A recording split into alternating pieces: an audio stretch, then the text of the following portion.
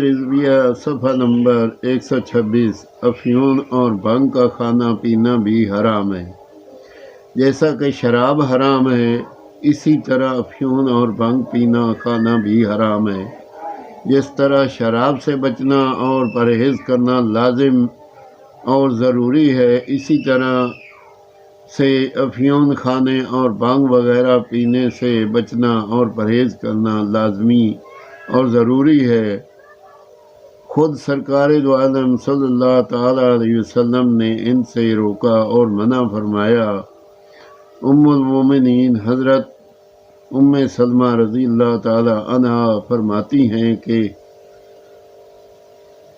حضور اقدس صلی اللہ تعالیٰ علیہ وسلم نے ہر نشہ آور اور حواس کو کند کرنے والی چیز افیون سے منع فرمایا۔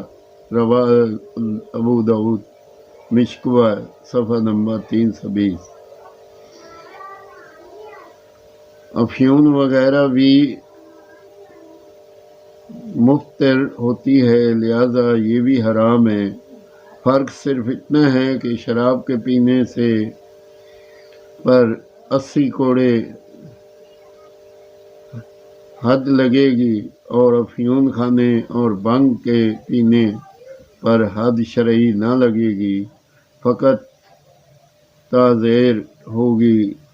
قاضی وقت جتنی مناسب خیال کرے گا در مختار میں ہے۔ آمین ثم آمین۔